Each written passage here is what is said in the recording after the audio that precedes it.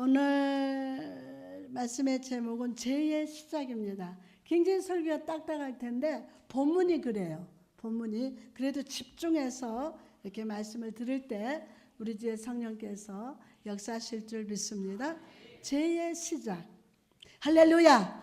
오늘 또 우리 인생의 광야에 은혜의 만나를 내리시는 하나님을 예배하며 찬양하는 성도 여러분에게 갑절의 은혜와 성령 충만함이 임할 줄 믿습니다.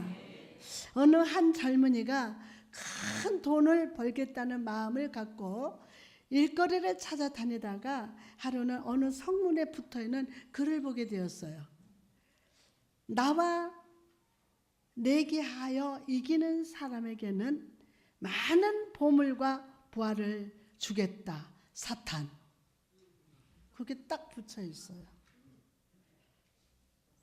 그는 성주가 사단이라는 말에 망설였지만 돈을 벌기 위해서 사단의 성으로 갔습니다. 사단이 말한 그 내기는 13개의 술잔 중에 독이 들어있지 않는 술잔을 골라 마시는 것이었습니다. 그는 13개의 잔 중에 하나를 택해서 마셨고 그는 죽지 않았습니다. 내기에서 이긴 그는 큰 자루의 금화를 가득 담고는 근처의 가장 화려한 도시로 가서 흥청망청 돈을 쓰기 시작했습니다. 얼마 되지 않아서 빈털터리가 되자 그는 다시 사단의 성을 찾아갔고 돈을 많이 쓰면 쓸수록 점점점 더 환락과 제약된 일에 빠져들게 되었습니다. 어느 날 그는 술에 취해서 실수로 사람을 죽이게 됐는데 재판장은 뇌물을 준다면 사형을 면하게 해주겠다고 약속을 합니다. 뇌물을 주면. 그가 이 일로 사단을 또 찾아갔을 때는 13개의 술잔 중에 단 2개만 남아 있었어요. 그는 둘 중에 하나를 골라 눈을 감고 단숨에 탁 눈을 감고 단숨에 마시고는 천천히 눈을 떠보았습니다. 그의 눈앞에 사단의 모습이 보였어요. 안 죽었네? 좋아서 어쩔 줄 몰라 하는 젊은이를 말없이 지켜보던 사단은 이 젊은이에게 이런 말을 했습니다. 어리석은 인간 같으니 넌 나에게 이미 졌어. 나를 만난 그 순간부터 너는 조금씩 죽어가고 있었던 거야. 모든 술잔에 아주 조금씩 독이 들어있었다는 겁니다.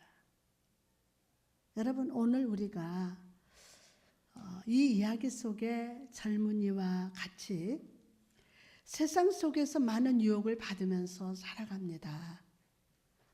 오늘도 이 세상과 악의 세력들은 우리의 불안과 불만을 자극해서 욕망을 일깨워서 접근합니다. 처음에 유혹은 욕망의 창인, 시각, 청각, 미각, 후각, 촉각 등 오감각을 통해서 가랑비처럼 다가옵니다. 유혹의 가랑비를 맞다 보면 어느새 옷이 젖게 되고 바꾸어 입지 않으면 비 맞은 닭처럼 추하게 되어버리고 맙니다. 이런 유혹이 다가올 때 우리는 어떻게 해야 합니까? 지난주 우리는 하나님을 향해 불평을 가지고 있던 하와에게 찾아가서 유혹하는 사단의 모습을 보았습니다. 하나님을 향해서 불평과 불만족의 마음을 가진 하와에게 뱀은 더 적극적으로 유혹을 합니다.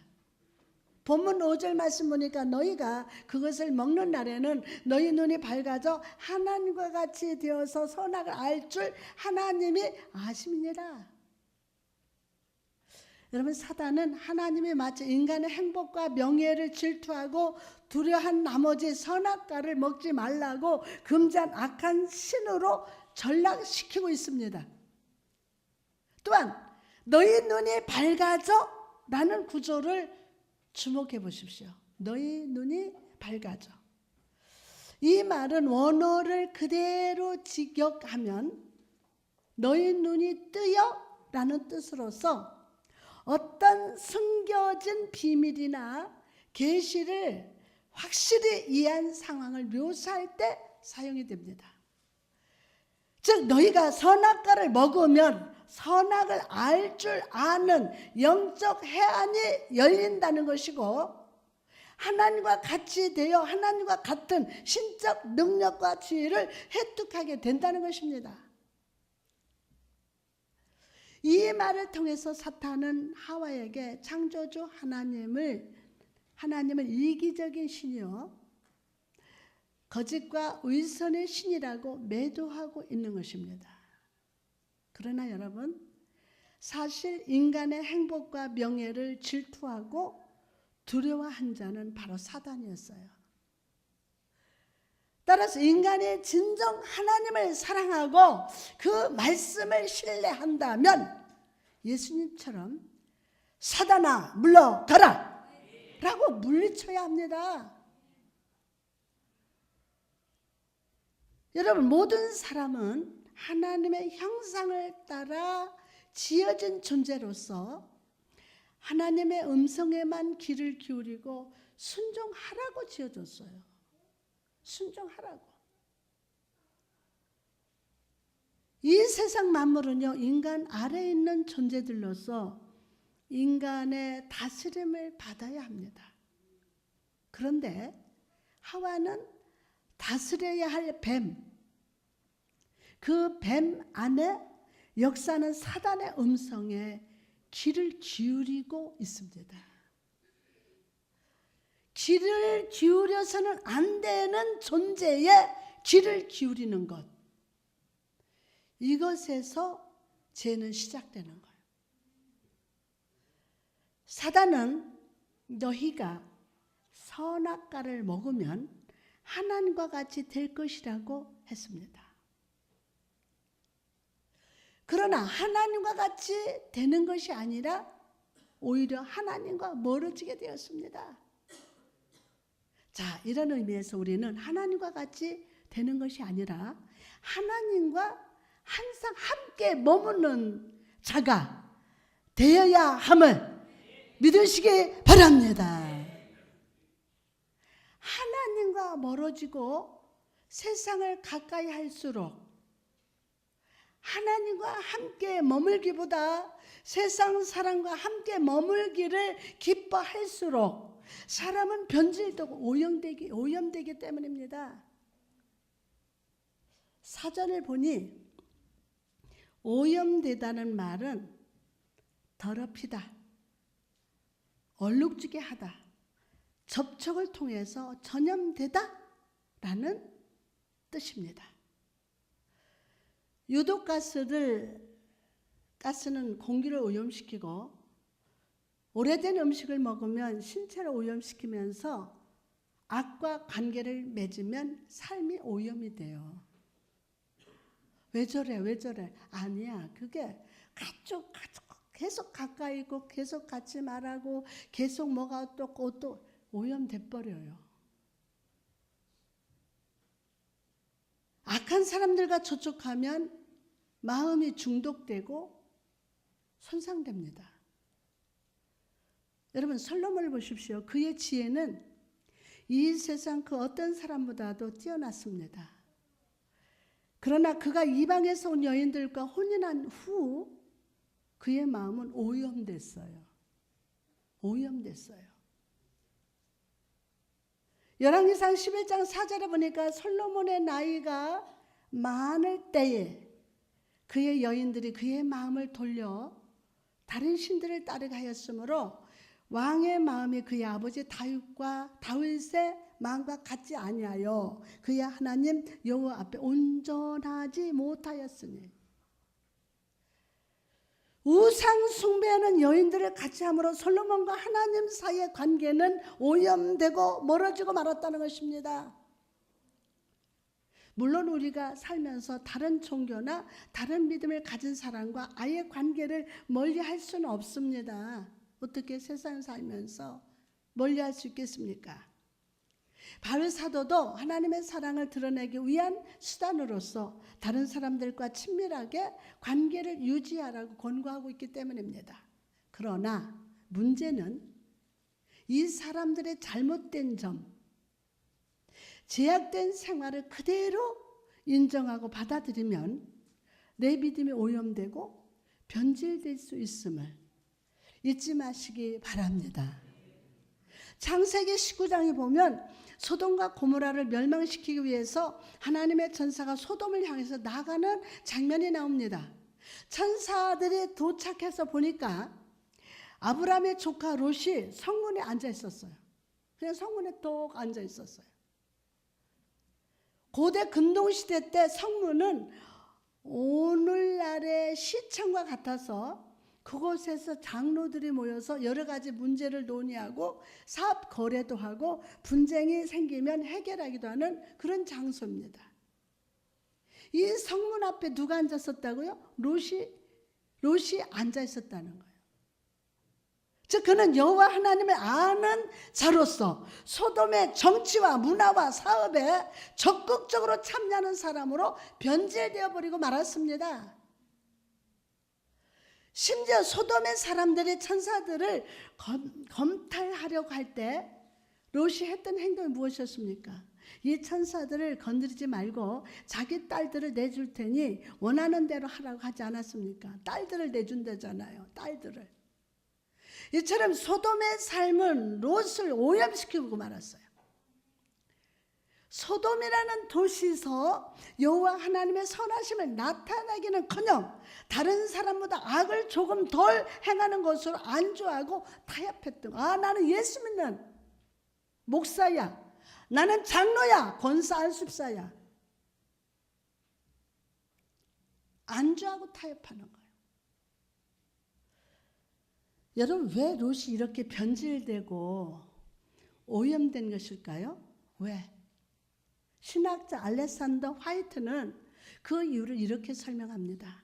롯이 이렇게 된 이유는 그가 소돔에 투자를 했기 때문이다.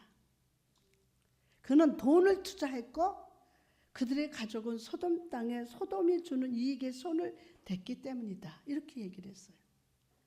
여러분, 이처럼 사람이 무엇에 투자하고 무엇에 손 대느냐에 따라서 그 사람의 삶이 바뀌어요. 그 사람의 삶이 바뀌어요. 여러분이 죄의 유혹에 넘어가고도 부도덕한 행동을 아무렇지도 않게 행하고 있다면 여러분은 이미 소돔의 죄에 물들고 있는 것입니다. 그러므로 우리는 주변의 환경과 상황에 따라 오염되는 믿음이 아니라 내 생각과 내 경험과 지식이라는 기준에 따라서 선과 악을 판단하는 것이 아니라 거룩하신 하나님의 말씀, 여호와 하나님을 확실히 믿는 믿음 안에서 판단하고 생각하고 행동하는 사람이 될지어다. 우리는 죄가 더럽고 추악한 것으로 생각합니다. 그러나 그 더러운 것은 죄의 결과로 나타나는 것이지 사실 죄가 우리에게 다가올 때는 보기 아름답고 아주 지혜롭고 행복한 것처럼 보입니다. 그 말이 그렇게 달콤해 보입니다. 그리고 하와는 선악과를 먹은 후 아담에게 주었어요. 그리고 아담도 먹었어요.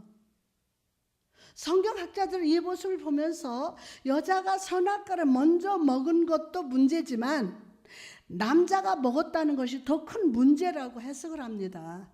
해석을 그렇게 하고 있어요. 왜냐하면 선악과를 먹으면 죽으리라는 말을 여자는 남자로부터 전해 들었어요. 직접 들은 것이 아니기 때문에 죄의 유혹을 받고 죄를 저지를 가능성이 있었어요.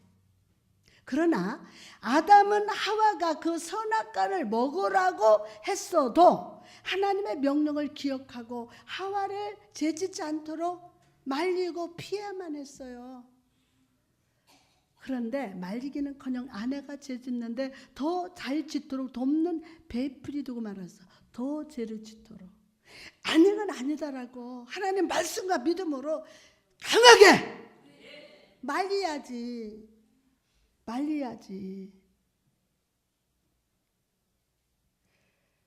많은 분들이 이 선악과 구조를 보면서 여자 때문에 죄가 들어왔다고 여자 성도분들을 막 비난합니다. 너 때문이야. 치마 너희들 때문이야.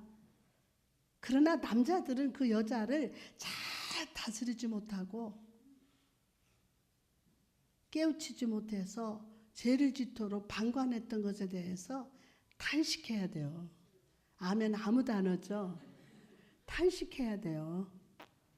또 여기서 사단이 죄를 짓게 유혹했지만 먹도록 명령하지는 않았음을 주목해 봐야 돼요. 먹도록 명령하지 않았어요. 뱀은 하와에게 선악과를 따먹으라 라고 명령한 적이 없습니다. 없어요. 뱀은 유혹은 했지만 선악과를 따먹기로 결심하고 행동한 것은 하와예요. 많은 사람들이 죄를 지어놓고 다른 사람을 핑계, 환경 핑계, 하나님 핑계, 유혹하는 마귀 핑계, 심지어 하나님을 핑계로 댑니다. 왜 하나님이 그 시간에? 그러나 죄를 짓기로 생각하고 결심하고 행동한 것은 바로 나 자신임을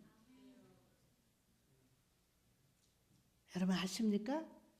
내 자신이에요. 나 자신. 그러므로 참된 그리스도인은 내가 죄인임을 인식하고 고백하고 중심으로 회개하는 자가 되어야 합니다. 아멘요. 주 예수께서 나를 위해 돌아가시고 피 흘리심을 믿고 주께서 내 죄를 씻어주시기를 간구해야 합니다. 시퍼렇게 하나님 살아계세요. 시퍼렇게 살아계세요. 7절을 보면 선악과를 먹은 후에 모습이 나와요. 이에 그들의 눈이 밝아져 자기들 벗은 줄을 알고 무화과 나무 잎을 엮어서 치마로 삼았더라. 아담과 하와가 선악과를 먹은 후 그들은 처음으로 자기들이 벌거벗음을 인식했어요. 그리고 부끄러움과 수치심을 느꼈습니다. 하나님께서 이들을 처음 창조하셨을 때 그들은 부끄러움을 몰랐습니다. 하나님과 가장 친밀하고 서로 가장 친밀하게 사랑했어요. 그러나 죄가 들어왔을 때 그들은 서로를 향해서 부끄러워했어요. 친밀한 관계가 어색한 관계가 되었어요. 서로의 아름다움을 감탄하던 두 존재가 서로 몸을 가리기 시작합니다. 그리고 무엇보다 하나님과 관계가 깨져서 하나님과 어색한 자가 되고 말았어요. 요즘 우리가 사는 세상을 한번 둘러보십시오. 아담과 하와는요, 죄를 짓고 부끄러움과 수치심을 느꼈습니다. 그러나 오늘날 사람들은요, 죄를 짓고도 수치심을 모릅니다. 사람을 죽여놓고도 아무스럽지 않아요. 더 당당합니다. 길거리에서 사람을 잔인하게 죽여도 잘못한 게 없다고 합니다. 정말 말세의 세상인 것 같아요.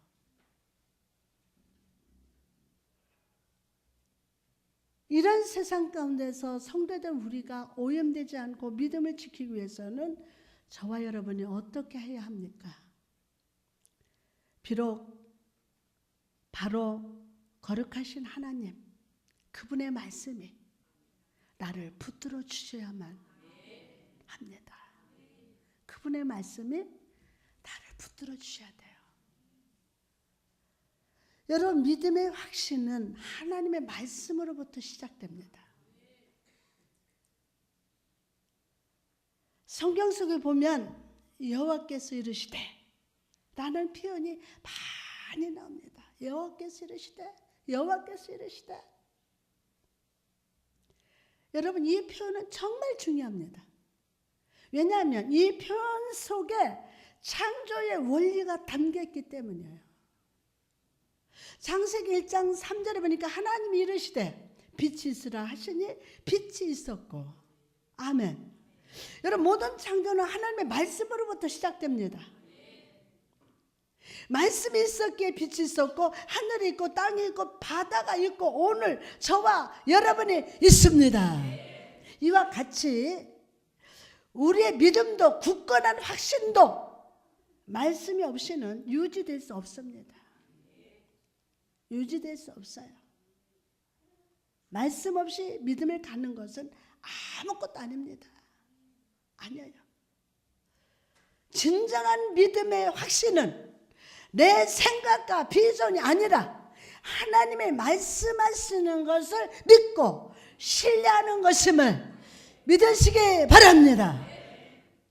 자, 그럼 말씀의 나를 붙들어 주시는 역사를 경험하기 위해서 오늘 내가 해야 할 행동이 무엇일까요? 첫째로 말씀을 붙들어야 돼요. 옆 사람한테 말씀을 붙듭시다. 말씀을 붙들어야 돼요. 히브리서 3장 15절에 보니까 성경에 일러스되 오늘날 너희가 그의 음성을 듣거든. 아멘. 오늘날 너희가 그의 음성을 듣거든. 여러분, 우리가 말씀을 견고히 붙들기 위해서 먼저 해야 할 일은 바로 말씀을 듣는 거예요. 뭐를 듣는 거예요? 말씀을 듣는 거예요. 여러분, 우리는 하나님 말씀을 듣되 개인적으로 인격적으로 읽으면서 삶을 변화시키는 그 능력의 말씀을 계속 묵상해야 합니다. 여러분의 매일매일은 하나님과의 새로운 만남을 기대하고 있고, 그 만남은 말씀을 듣는 것으로부터 시작됩니다. 선지자 예수가를 보시기 바랍니다. 하나님의 영광이 그에게 임했을 때 주님은 그에게 이런 말씀하셨어요. 예수께서 3장 1절 말씀을 또 그가 내게 이르시되 인자야 너는 발견한 것을 먹으라. 너는 이 두루마리를 먹고 가서 이스라엘 누구에게? 족속에게 말하라. 아멘. 여러분, 이 본문에서 말씀의 순서를 잘 보시기 바랍니다. 가는 것이 먼저입니까? 먹는 것이 먼저입니까? 가는 것이 먼저요? 먹는 것이 먼저요? 네, 먹는 것이 먼저입니다. 내가 말씀을 먹고 그 말씀이 내 안에 꿀송이처럼 달게 경험할 때 우리는 하나님의 자녀로서 힘있게 할 수 있는 능력이 나타납니다. 달게 먹을지어다. 그래야 하나님 자녀로 살아갈 수 있어요. 하나님 자녀로서 아주 힘있게 능력있게 살아갈 수 있어요. 여러분, 여러분의 삶의 일도 중요하고 계획도 중요하고 잘 되는 것도 중요합니다. 교회 안에서 봉사하며 열심히 모이고 서로 교제하는 것도 중요합니다. 그러나 우리는 그 무엇보다 먼저 주의 말씀을 듣고 먹는 자가 됩시다. 오늘 그 축복을 받을 자다. 할렐루야. 우리의 매일매일의 세상에 영향력이 미치기 전에 먼저 내가 말씀의 영향을 받아야 함을 믿으시기 바랍니다. 두 번째로 말씀이 나를 붙드시는 역사를 경험하기 위해서는 말씀에 순종하는 삶을 살아야 돼요. 우리 조용히 아멘 합시다. 말씀에 순종하는 자가 돼야 돼요. 여러분, 말씀을 듣기만 해서는 안 됩니다. 예수께서 말씀을 먹고 주님의 명령을 따라서 움직인 것처럼 우리도 말씀을 듣고 먹었다면 망설이지 말고 말씀에 따라 즉시 행동합시다. 그래서 주님 앞에 순종함을 통해서 우리의 믿음을 주님 앞에 나타내는 순종의 빛과 소금이 되어야 합니다. 요한계시록을 보면요, 요한이 환상 속에서 천사가 주는 두루마리를 먹는 장면이 나옵니다.